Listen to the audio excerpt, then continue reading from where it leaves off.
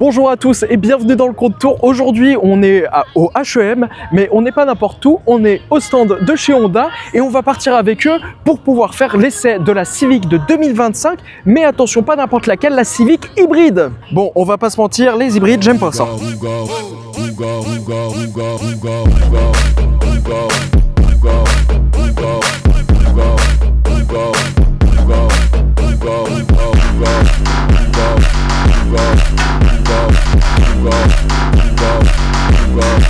Donc, on va pas perdre plus de temps et on va y aller. Meanwhile.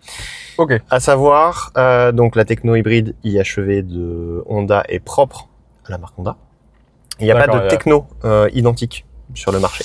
Ok, c'est que qui sont dispo là-dessus. C'est un fonctionnement très particulier dans le sens où déjà on ne parle pas de puissance cumulée. Donc les 184 chevaux et 315 Nm de couple ne sont pas l'addition de l'électrique plus le thermique, c'est uniquement l'électrique. Puisqu'il n'y a que l'électrique qui envoie la puissance aux roues. Le thermique ne sert que de générateur. La particularité du système, c'est que lorsque tu es à haute vitesse, donc typiquement sur autoroute, à allure stabilisée, l'électrique va consommer beaucoup d'énergie. Et donc c'est pas le plus rentable. Et à ce moment-là, le moteur thermique, enfin l'électrique va se débrayer et l'électrique va se mettre en prise directe sur les roues. Donc il n'y a pas de boîte de vitesse, mais c'est l'équivalent d'un pignon de 5e qui vient se mettre sur les roues pour faire tourner le moteur. En gros, si tu roules avec une allure ville, ça va être uniquement de l'électrique, tu n'auras jamais l'essence qui va se déclencher. Exactement, et ça tu pourras le voir ici. Si jamais tu as un petit engrenage qui s'affiche, je te montrerai s'il arrive, ça veut dire qu'on est en prise directe. D'accord, donc là ça va être le moteur qui va relancer. Exactement, mais tu vas voir qu'il n'arrive pas souvent. Ok, donc on va presque rouler uniquement à l'électrique. C'est une voiture 100% électrique, avec sa borne de recharge qui est sous le capot. Ok, donc en fait, le système juste hybride, c'est pour les longs trajets, pour augmenter l'autonomie. Exactement. Ok, d'accord. Et donc du coup, au niveau de la consommation, c'est ridiculement bas. Par contre, un truc très intéressant, c'est aussi les palettes. T'as les palettes au volant? Oui, mais qui ne sont pas pour passer les rapports, c'est pour jouer sur la récupération d'énergie. D'accord. Tu as 4 niveaux de récupération d'énergie, donc plus tu vas, en fait, sur le moins, plus tu vas augmenter la régénération. Et si tu vas à côté plus habituellement pour passer un rapport, c'est pour diminuer la récupération d'énergie. Donc ça, tu peux jouer avec les palettes. Là, tu as un dodan qui arrive. Tu peux voir comment ça se présente en appuyant dessus. Donc d'abord sur le moins pour faire freiner la voiture. Donc tu lâches l'accélérateur. Et vas-y, là tu peux jouer avec. Et tu sens. Vas-y encore. Ah oui, ça s'affiche directement sur le compteur. Ça s'affiche et tu sens le frein moteur qui change. Pour justement recharger les batteries. C'est ça. D'accord, donc en fait, on n'a même pas besoin d'utiliser le frein, on peut directement utiliser le frein moteur des batteries. C'est tout l'intérêt de l'hybride, c'est qu'aujourd'hui, une fois que tu as bien pris en main la voiture, tu arrives sur un rond-point, tu touches plus au frein, tu joues qu'avec les palettes pour diminuer ta vitesse. Ça te permet en plus de récupérer de l'énergie qui va être consommée juste à la sortie du rond-point et ça te fait une opération neutre sur ta conso. Donc t'as pas la surconsommation de la relance sortie de rond-point et en plus tu n'utilises pas tes plaquettes de frein. Donc tu as une durée de vie des plaquettes de frein qui est augmentée. Je vais pas te dire à vie avec la voiture, mais, mais c'est au moins multiplié par 2 par rapport à une voiture, et du coup au niveau des freins, j'ai vu les disques, c'est des freins céramiques. Alors non, c'est là c'est de l'acier standard puisqu'on a le système de récupération d'énergie qui est mis sur l'essieu avant. Donc là la route est particulièrement défoncée, donc tu vas pouvoir voir le confort de l'auto. Typiquement ici avec une petite paire, tu sautes de partout à partir de là. Ah bah oui. Rien qu'avec avec ma voiture, ça sautait déjà pas mal, alors que c'est entre guillemets de base un SUV. Et honnêtement, bon là je suis à 60, donc c'est sur une route 80, mais c'est confortable. Bon, on sent que c'est dégueulasse la route, on va pas se mentir, mais t'as les suspensions, tu sens qu'elles travaillent bien. Tu me disais là au niveau des palettes au volant, le plus en fait ça va te mettre un espèce de boost, c'est ça? En fait non, le plus c'est pour libérer un peu le frein moteur, donc pour se rapprocher de la roue libre presque. Donc c'est en fait en moyen mémotechnique, le moins c'est pour aller moins vite, le plus c'est pour libérer la voiture et aller un peu plus vite. Mais c'est pas, ça n'a pas d'effet de boost ou autre. D'accord.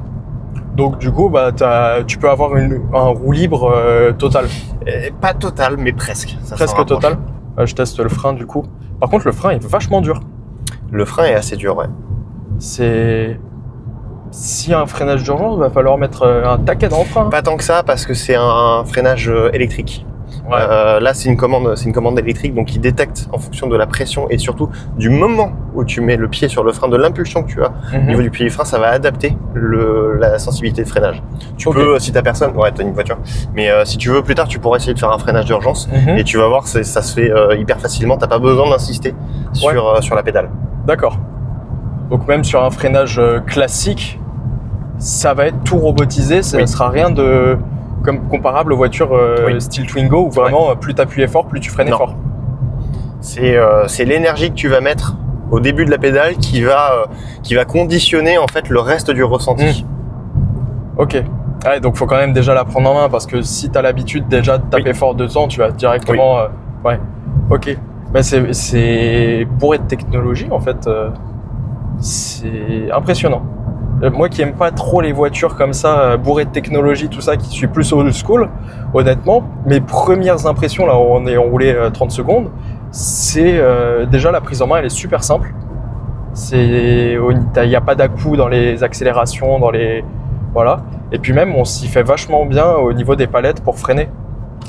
C'est pas habituel, mais ça vient tout seul, j'ai l'impression.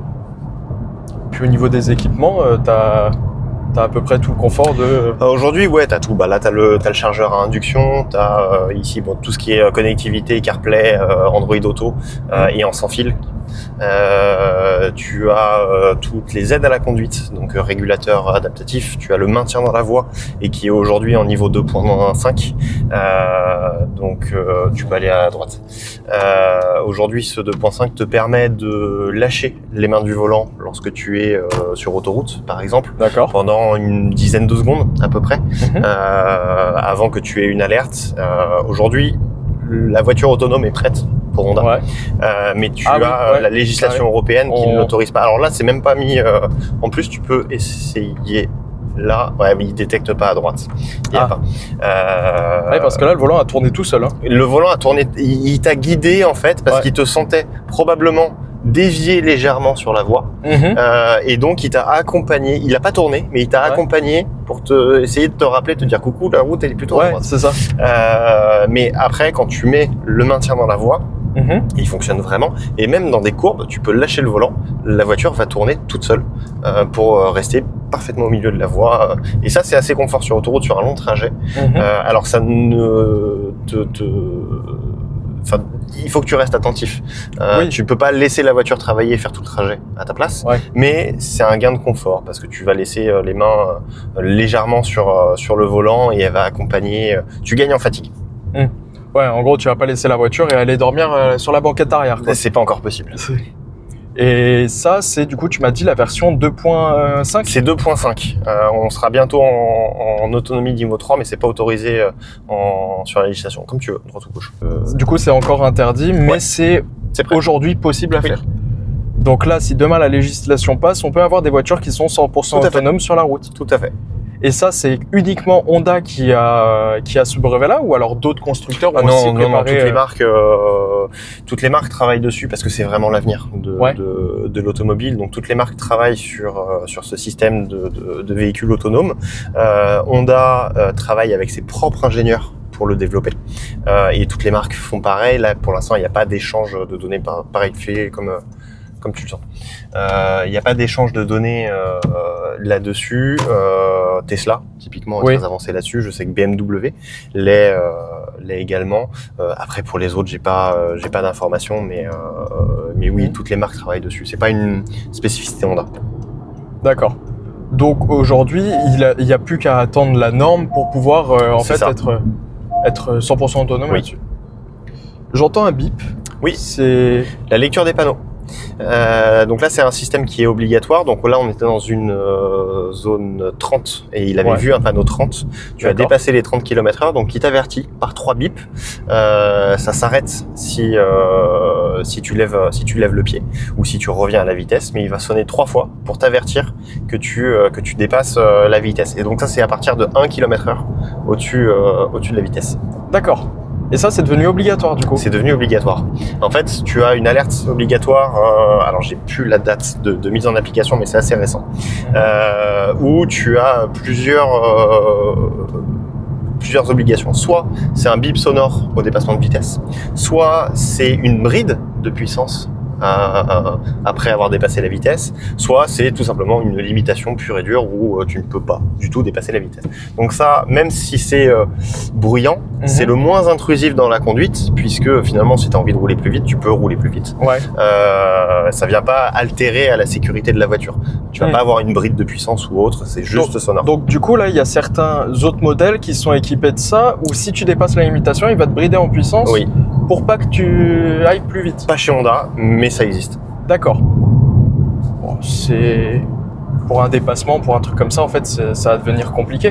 Bah, tout est fait pour ne plus avoir d'excès de vitesse et limiter ces risques-là. Mais du coup, sur l'autoroute à 129 km/h et l'autre à 132, bah, il pourra pas dépasser parce qu'il sera bloqué derrière avec cette limitation-là. D'accord. Donc en fait, c'est vraiment pour bloquer tout le monde à la même vitesse. C'est le but. Ok. Mais là, encore une fois, c'est pas intrusif. C'est-à-dire que si tu veux rouler à 150, tu peux rouler à 150. Ouais. Bon, c'est toujours bien. Donc là, tu vois, typiquement, tu as la roue crantée qui est là. Donc là, c'est le moteur qui est en prise directe sur les roues. D'accord, donc là, on est au niveau de la consommation essence. Et ben là, on est sur de la consommation essence. Et là, tu vois, il n'y a plus du tout d'apport d'électrique. Donc là, c'est uniquement le thermique qui accompagne. Et là, il y a suffisamment d'énergie pour en plus charger la batterie. D'accord. Donc en fait, là, ça recharge pendant que tu utilises l'essence. Exactement. Et on a une consommation du coup de 5,6 depuis qu'on est parti. Depuis qu'on est parti. Sauf que quand on est parti, c'était là on était uniquement en électrique depuis tout à l'heure. Non, depuis tout à l'heure ça alterne. Ouais. Ça alterne. Là, voilà, donc là t'es en stabilisé, donc on est sur le thermique parce que il estime que c'est ce qui consomme le moins par rapport à de l'électrique. D'accord. En fait, il s'autogère. Il va réfléchir à la question suivante en permanence, c'est qu'est-ce qui consomme le moins à l'instant T? Est-ce que c'est l'électrique? Est-ce que c'est le thermique? Et il va alterner entre les deux. Et s'il y a suffisamment d'énergie, enfin de récupération comme on l'avait là t'es passé en 100% électrique. Donc là, il se disait ça consommait moins de démarrer le thermique et il y en avait suffisamment pour recharger la batterie en même temps sans surconsommer. Et donc tu vois, ça permet de descendre la conso. Donc là, à droite, c'est notre autonomie au niveau des kilomètres. C'est ça. Donc là, on est à 357 km d'autonomie. Et au niveau du plein, entre guillemets, je suis à une barre au-dessus du plein. On pourra parcourir beaucoup plus de kilomètres qu'une électrique 100% électrique. Et aujourd'hui, les hybrides, je trouve honnêtement qu'elles n'ont pas énormément d'autonomie. C'est 50 km en électrique et après, c'est uniquement le moteur qui prend le relais.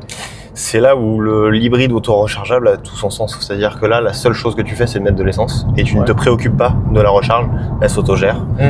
Ça ne met pas plus de temps qu'une voiture classique pour faire le plein et tu as une autonomie qui est assez conséquente. Avec des consos finalement très raisonnables. Bah 5 litres la pile, on vient de passer aux 5 litres pile. Du coup, on se retrouve avec des petites accélérations, des freinages, une conduite typique de ville, campagne dans ces eaux-là. Et honnêtement, d'habitude, sur un modèle qui ne consomme pas énormément, on est plus aux alentours des 7-8 litres au 100. Donc là, on arrive vraiment à diminuer. Donc sur des longs trajets, on peut avoir vraiment des gaps.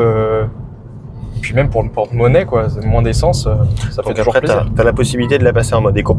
Ouais. Donc là, en mode éco, tu vas la sentir un petit peu plus molle, elle va surjouer l'économie. Ça va freiner direct. Ouais, ça va freiner.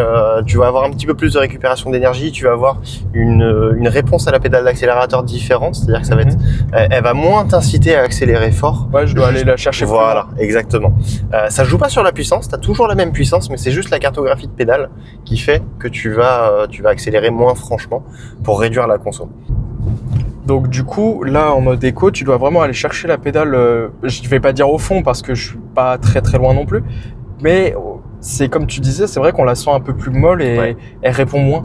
Même si je mets des petits à-coups dans la pédale, on sent que ça avance un peu, mais c'est pas comme le mode standard de tout à l'heure où vraiment le petit coup que je mettais dans la pédale, on le ressentait directement. Là, c'est compliqué à décrire. Mais ouais, c'est un peu perturbant. Mais par contre, au niveau du confort, au niveau des suspensions, c'est super. Franchement, c'est des très bonnes suspensions. Par contre, les sièges, ils sont dur. Ouais, c'est un peu... c'est ferme, dans le sens où... Alors là, on est sur la version sport en plus. D'accord. Mais c'est ferme, mais finalement, sur des longs trajets, c'est pas si contraignant que ça. T'as pas le dos bousillé après 600 bornes, quoi. Non, non. En plus, t'as un maintien lombaire. Je sais pas dans quelle position il est réglé là, mais sur le côté, tu as un bouton qui te permet de régler le maintien lombaire et qui vient t'appuyer justement, enfin, te donner un peu plus de confort, surtout sur long trajet. Ok. Bon. Mais est-ce que tu as je sais qu'Audi fait ça par exemple. Sur les accidents, on a les airbags au niveau des sièges qui viennent se gonfler. Tout à fait. Et il y a ça aussi sur celle-là? Tu as les airbags dans le siège. Après, tu as les rideaux frontaux classiques, mais tu les as dans le siège aussi. Tu as aussi les sièges qui se gonflent pour te maintenir, parce que on sent qu'il y a vraiment un bon maintien au niveau des côtés. Donc tu l'as des deux côtés. Tu vois center airbag, tu l'as, et on en a même un qui vient se mettre entre nous deux, si jamais ça pète, pour sur un choc latéral éviter qu'on se cogne. D'accord. Mais du coup, en fait, t'as une bonne assise. Oui. Pour les virages ou les choses comme ça, c'est là où on prend des petits virages à 80 km/h, donc on peut pas trop se rendre compte, mais il y a un très bon maintien quand même.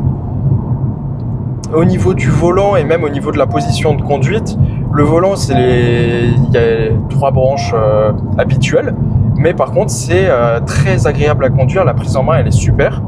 Et au niveau des virages ou quoi que ce soit, la direction est vachement précise. On n'a pas l'impression d'avoir un flou comme certaines voitures qu'on a aujourd'hui. Là, c'est beaucoup plus agréable à conduire qu'une thermique. Et ça me fait mal de dire ça. Ça me fait très mal de dire ça. Regarde ta conso, t'es à 4 litres. Ouais, je suis à 4 litres 3. Mais honnêtement, sur les hybrides, on peut encore jouer avec, parce que sur les électriques, bon, Tesla ont une grande autonomie, donc peut-être pas. Mais sur d'autres marques, si on met un gros coup dans l'accélérateur, la batterie elle est vidée au bout de 50 km, quoi. C'est ça qui est dommage. Sur les petites citadines, c'est pas trop dérangeant. Mais sur des voitures avec lesquelles on aimerait faire des longs trajets, c'est un peu plus contraignant là. Je te la mets en mode fort ? Avec grand plaisir. Ah ouais, ah putain, j'ai pas bougé à la pédale, mais on a direct accéléré. La pédale est restée au même endroit, mais ça a direct mis un petit coup. Donc là, pour le coup, tu vas avoir effectivement une cartographie pédale différente, et tu vas surtout avoir un réglage sur le fonctionnement de l'électrique qui est différent. Là, tu vas avoir beaucoup plus d'apport électrique. Le moteur thermique va être disponible bien plus souvent pour recharger en permanence l'électrique, parce que il sait que tu vas vouloir rouler un petit peu plus avec l'auto. Et en plus, en termes de sonore, tu vas avoir une petite différence. Ah ouais? Du coup, tu as l'essence qui va arriver et tu vas avoir du sonore qui va revenir plus fort. Oui. D'accord. Mais parce que c'est fait par les enceintes ou alors c'est juste... Alors, c'est effectivement du son artificiel, mais qui n'est pas réellement artificiel, dans le sens où c'est le moteur thermique qui a été enregistré sur banc. Et donc, ce que tu entends, enfin ce que tu vas entendre, c'est le bruit du vrai moteur thermique à son vrai régime auquel il est en train de tourner. Mais c'est artificiel, enfin ça sort par les haut-parleurs dans le sens où toute la baie moteur est ultra calfeutrée pour limiter le bruit. Ouais, parce que c'est vrai que moteur thermique. Donc là, le thermique se met, on l'entend pas. On l'entend pas. On l'entend pas et c'est volontaire. Et pour tout de même avoir du plaisir d'avoir le plaisir de ce moteur thermique en roulant, eh bien, il a été enregistré et il est diffusé dans les haut-parleurs. Donc c'est faux. Mais c'est le vrai son que devrait faire la voiture. C'est le vrai bruit, mais qui a été enregistré pour pouvoir être remis à n'importe quel moment. C'est ça. Au niveau des aspérités de la route, on les entend pas parce que la voiture est super bien insonorisée. Et même avec l'électrique et l'essence et le moteur qui va prendre le relais, sur l'autoroute, le moteur, on l'entend pas. Alors en plus, là, il y a un point, c'est que on va avoir plus de bruit de roulement avec celle-ci, parce que là, tu es en pneu hiver. Ah, on est en pneu hiver. Ouais. Par contre, là, quand je viens de faire ma petite manœuvre, mon petit demi-tour, j'ai vu un peu au niveau des commandes pour la boîte. C'est très très bien. C'est juste un clic et il passe directement sans aucun souci. Oui. Là, franchement, je suis très très bien surpris. Aussi, c'est pas très français, mais ça répond vachement bien. Parce que d'autres voitures électriques, faut aller chercher loin, ou même des automatiques un peu plus basiques. Donc du coup là on est en mode sport, on va essayer de partir à peu près à 50 km/h pour voir un peu au niveau de la puissance ce qu'elle peut développer. Donc tu avais dit 315 Nm. 315 Nm.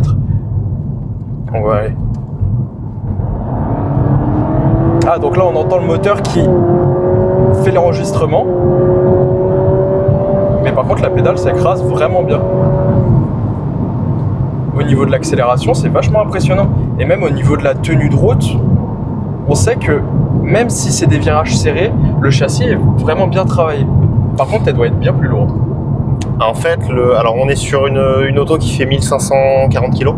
1500, le châssis de cette voiture a été développé pour la Type R. En fait, ils ont fait un développement un peu à l'inverse, puisque la philosophie de développement de cette Civic était d'en faire l'attraction la plus rapide du monde pour récupérer le record au Nürburgring qui était détenu par la Mégane, et pour le faire il faut déjà une voiture qui soit bien née pour pouvoir en faire une version sportive. Donc dans le développement de cette Civic, ils se sont concentrés d'abord sur la Civic Type R, qu'est-ce qu'il fallait pour en faire une voiture très efficace avec un bon châssis, et de cette base ils ont fait cette voiture de tous les jours, hybride et plus sage. Donc c'est un développement inversé, c'est d'abord comment est-ce qu'on produit une super sportive pour ensuite faire une voiture de tous les jours et pas l'inverse.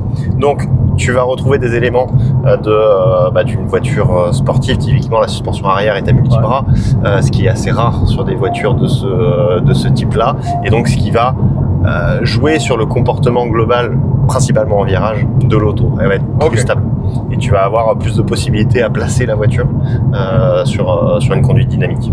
Ils ont fait un peu le même style que le groupe B à l'époque, c'était créer une voiture de rallye pour en faire une voiture civile et que ça soit homologué. Dans l'esprit, oui, on s'en rapproche, effectivement. Ouais. C'est un peu prendre le règlement à l'envers, comme ils avaient fait à l'époque. Mais honnêtement, si ça marche bien, il n'y a rien qui est contraignant là-dessus. Ah oui, mais par contre, le bip bip, ça peut être vite insupportable, je pense. Parce que j'étais à 51 km/h au lieu de 50. On peut le désactiver. On désactive la lecture des panneaux. Par contre, c'est du légal, donc il faut que ce soit contraignant. Donc c'est uniquement à l'arrêt, lorsque tu es en mode parking. Là, tu peux le déconnecter, et c'est à chaque démarrage. Ok, donc en fait, il faut s'arrêter. Tu désactives le truc, donc tu peux rouler, mais par contre, tu éteins la voiture, tu redémarres, ça se réactive automatiquement. C'est comme le start and stop sur beaucoup de voitures. C'est à chaque fois, il faut aller chercher dans les paramètres pour le désenclencher. Alors après, là, on est en version d'essai, c'est-à-dire que toi, tu vas avoir une oreille et un œil beaucoup plus attentifs à tous les petits détails de la voiture. On roule sans musique et tu te concentres sur ce que tu ressens de la voiture. Donc forcément, ça va être beaucoup plus marquant pour toi. Au quotidien, je roule en Civic. C'est vrai que je l'entends toujours, mais quand je pense à autre chose, à ma journée de boulot, des trucs que j'ai pu faire dans la journée ou autre, ou si j'écoute de la musique, c'est beaucoup moins présent, et finalement, ça devient presque transparent. Ok. Mais du coup, si tu as de la musique par-dessus, le bruit va pas être augmenté ou diminué, justement. C'est toujours ce même niveau sonore. Ça sera le même niveau sonore. Ouais. Donc en vrai, si t'as pas envie d'être emmerdé par le bruit, tu mets la musique à fond et t'es tranquille. Au niveau du confort, je suis pas fan. Au niveau du confort des sièges, franchement, elle a plein de points positifs au niveau du confort de la conduite. Par contre, au niveau des assises, il y a une rigidité qui est quand même trop présente, je trouve.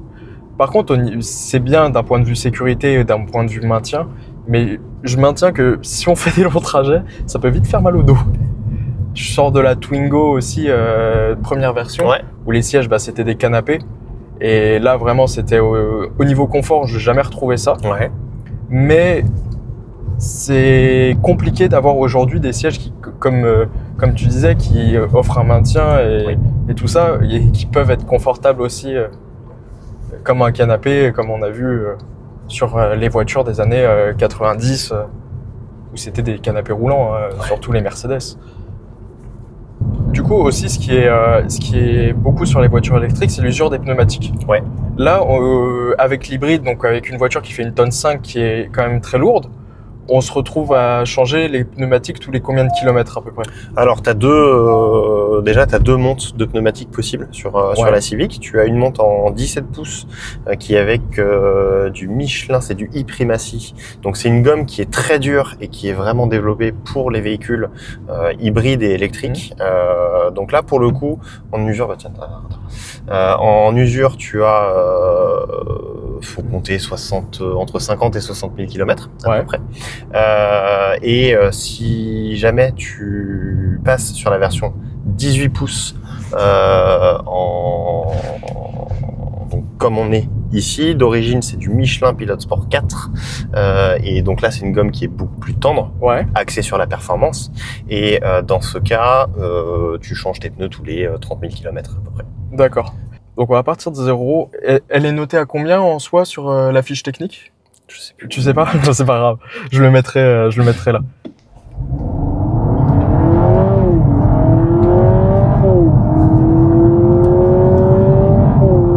Et 100. Ok, ouais. Donc on a 0 à 100 qui se fait quand même assez facilement. Au niveau de l'accélération, elle patine pas. Ou elle a très peu patiné. Mais on n'a pas d'à-coup, on n'a pas de patinage ou de manque de grippe. Mais par contre, la voiture est assez lourde, donc du coup, ça a limité aussi un peu les performances. Oui. Mais franchement, je pensais pas dire autant de bien, tu vois, d'une voiture enfin hybride. C'est pas une électrique, c'est une hybride, mais je pensais pas dire autant de bien. Parce que honnêtement, je suis assez friand de la thermique et du beau bruit. Et au niveau de l'électrique, bon, c'est pas quelque chose qui m'intéresse plus que ça. Je trouve qu'elles sont pas encore assez abouties et on peut pas vraiment s'amuser avec. Celle-là, j'aime bien. Celle-là, franchement, on arrive à avoir toujours ce côté plaisir. Et même là, si tu veux faire une relance, ça repart tout seul. T'as pas besoin de descendre un rapport ou quoi que ce soit. C'est directement 100% de la puissance qui est développée. Comme tu le disais, t'as pas beaucoup de chevaux. Mais par contre, au niveau du couple, c'est un couple qui est anormalement haut. Ouais. Là, on sent vraiment les 300 Nm, enfin les plus de 300 Nm de couple qui viennent tirer du coup en propulsion. En traction, ouais. Je monte l'avant, mais je dis propulsion. Oui, c'est du coup en traction. En traction. Donc là, si je remets un cran en arrière, je repasse en mode normal. Exactement. Donc du coup, pour encore diminuer la consommation. Quoique là, même avec un 0 à 100 et une conduite avec des accélérations et des trucs comme ça, qui est pas très délicate, je suis à 4,6 litres au 100. C'est... Honnêtement, pour une voiture où on vient de faire ça, 4,6, c'est rien du tout. C'est impressionnant.